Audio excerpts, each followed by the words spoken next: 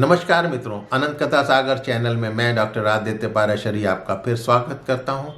महाभारत कथाओं की श्रृंखला को आगे बढ़ाते हुए उद्योग पर्व की कथाएं चल रही हैं। जैसा कि पिछले एपिसोड में मैंने आपको बताया कि दुर्योधन, शकुनी, कर्ण, दुशासन ने मिलकर कृष्ण को कैद करने का विचार किया, लेकिन सफल नहीं हो पाए।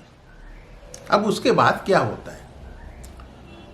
भगवान कृष्ण ने कौरव सभा में अपना विश्व रूप दिखाया।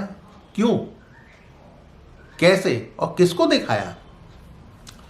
जब विदुर जी द्वारा दुर्योधन की फटकार लगने के बाद श्री कृष्ण दुर्योधन से बोलते हैं, दुर्बुद्धि दुर्योधन, तू तो मोहवश अज्ञानता में जो तू मुझे अकेला मान रहा है, अकेला समझ रहा है कि मैं अकेला हूं और इसीलिए मेरा तिरस्कार करके मूर्खतावश मुझे कैद करना चाहता है, ये तेरी बुद्धि का अज्ञान ही है।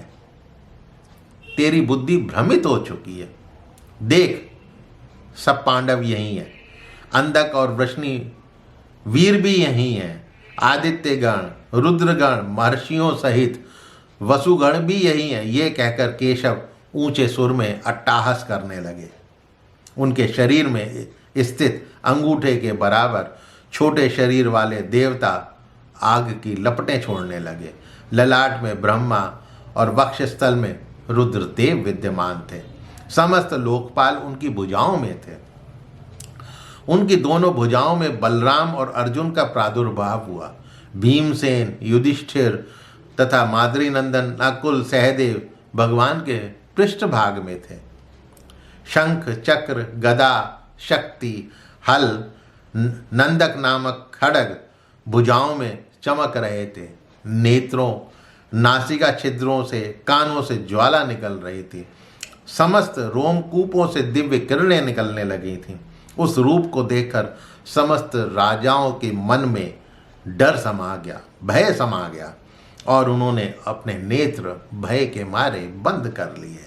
द्रोणाचार्य, भीष्म, विदुर, संजय को छोड़कर सभी की आंखें बंद हो गई थीं। द्रोण आदि को जनार्दन ने ही दिव्य दृष्टि प्रदान करी थी कि इसलिए वो उनके रूप को देख पा रहे थे। वो उन्हें आंखें खोलकर देखने में समर्थ थे। तब धृतराष्ट्र बोले, भगवान केशव, मेरे नेत्र नहीं हैं, लेकिन मैं आपसे पुनः अपने दोनों नेत्र मांगता हूं। केवल आपके दर्शन करना चाहता हूं।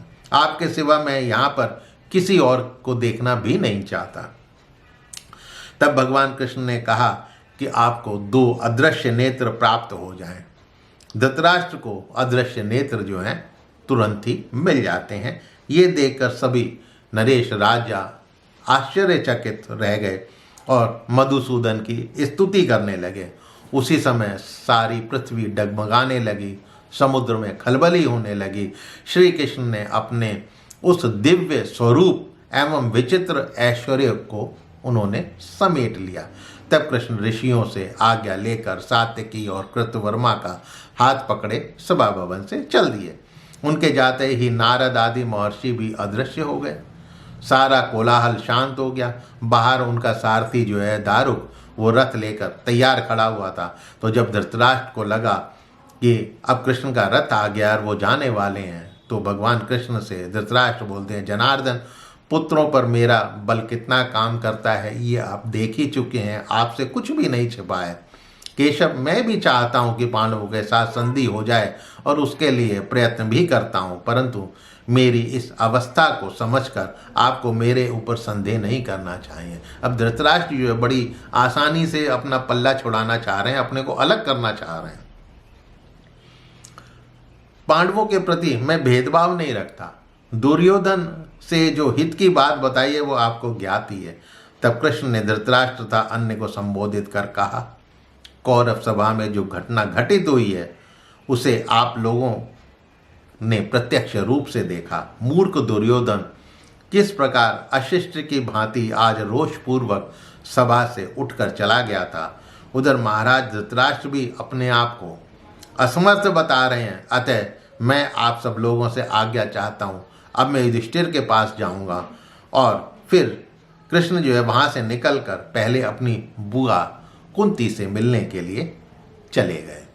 अब कुंती से मिलकर कृष्ण भगवान का क्या वार्तालाप हुआ, कुंती ने क्या संदेश देने की कोशिश करी, वो जानने के लिए अगले एपिसोड का इंतज़ार कीजिए। तो मित्रों, मेरे चैनल को सब्सक्राइब करना मत भूलिएगा और अपने इष्ट मित्रों से इसको शेयर अवश्य कीजिएगा। मिलता हूँ अगले एपिसोड में, तब तक के लिए नमस्कार।